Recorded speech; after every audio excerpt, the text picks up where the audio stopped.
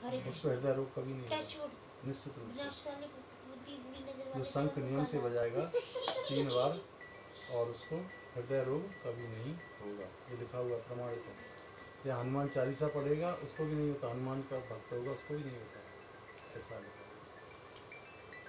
हाँ, वो सत्यनारायण भगवान की जय। बोले श्रेष्ठ मुनियों, आगे की कथा कहता हूँ सुनो। पहले समय में उल्काम नाम का एक बुद्धिमान राजा था, सत्यवक्ता, सत्य बोलता था, जितेंद्रिय और अपनी इंद्रियों को वश में करने वाला, प्रतिदिन देव स्थानों पर जाता था, गरीबों को धन देकर उनके कष्ट दूर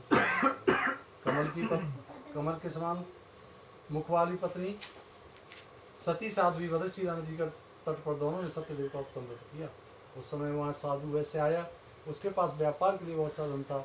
वह नाव को किनारे ठहरा कर राजा के पास गया और राजा को व्रत करते देखकर विनय के साथ पूछने लगा, हे राजन, भक्ति युक्त चित्त से आप क्या कर रहे हैं, मेरी सुनने की इच्छा है, सो आप मुझे बताएं। राजा बोला, हे साधु, अपने बांधवों के साथ पुत्रादि की प्राप्ति के लिए ये महाशक्तिमान सत्यनारायण भगवान का व्रत व पूजन किया जा रहा है।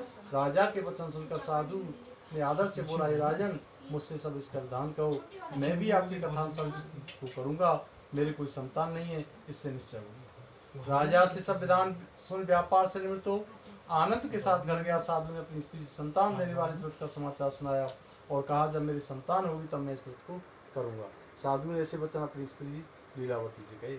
सत्यनारायण की कृपा से उनके यहाँ 10वें महीने में सुंदर कन्या का जन्म हुआ। कन्या इस तरह बनने लगी जैसे शुक्ल पक्ष का चंद्रमा बढ़ता है। कन्या का नाम कलावती रखा गया। तब लीलावती ने मीठे शब्दों में अपने पति से कहा कि आपने जो संकल्प किया कि भगवान का व्रत व पूजन करूंगा, उसे पूर्ण करिए। साधु बोला, ही प्रिय, इसके विवाह पर करूंगा।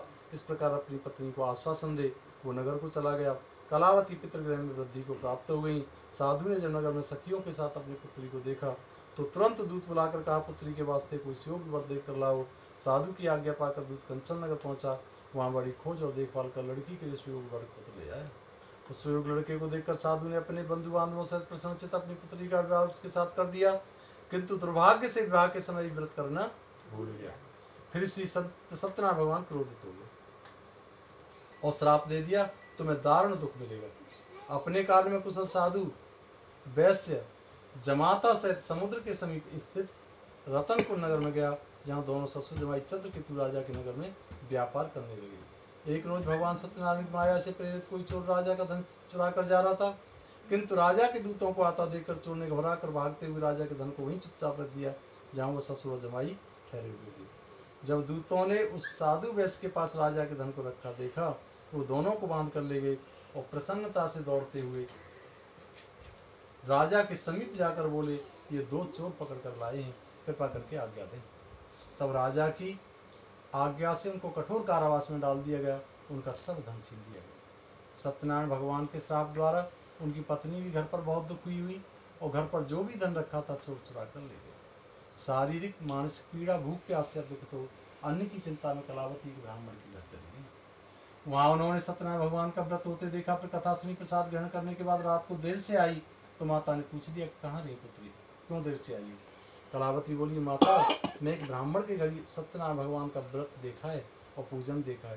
कन्या के इस वचन को सुनकर लीलावती भगवान को उसको स्मरण हुआ और भगवान के पूजन की तैयारी करने लगी। लीलावती ने परिवार और बंधुओं सहित श्री सत्यनारायण भगवान का पूजन किया कराया और वर मांगा कि मेरे पति और दामाद शीघ्र आ जाए। साथ ही प्रार्थना की कि हम सबका अपराध क्षमा कर दीजिए प्रभु। सत्यनारायण इस व्रत से संतुष्ट हो जाते। राजा चंद्रकेतु के स्वप्न में दर्शन देकर बोलते हैं, राजन, दोनों वैश्यों को तुमने जो पकड़ रखा है उनको छोड़ दो, अगर नहीं छोड़ा तो मैं तुम्हारा धन पुत्र आदि सब नष्ट कर दूंगा। राजा से ऐसे वचन कहकर भगवान अंतर्ध्यान हो जाते। प्रातः काल राजा चंद्रकेतु ने सभा में अपना स्वप्न सुनाया कि दोनों ने बड़े पुत्रों को कैद से मुक्त कर सभा में बुलाया। दोनों ने आते ही राजा को नमस्कार किया। राजा मीठे वचनों से बोला, ये महान भावो, भावी वैसे ऐसा कठिन दुख आप लोगों को प्राप्त हुआ है, अब तुम्हें कोई भय नहीं है। ऐसा कहकर राजा ने उनको नए नए वस्त्र आभूषण पहनाए। जितना धन उनका लिया था उससे दुगना धन देकर उनको आदर के साथ विदा किया। दोनों वैसे अपने घर को चल दिए। श्री सत्यनारायण श्रीमन नारायण नारायण नारायण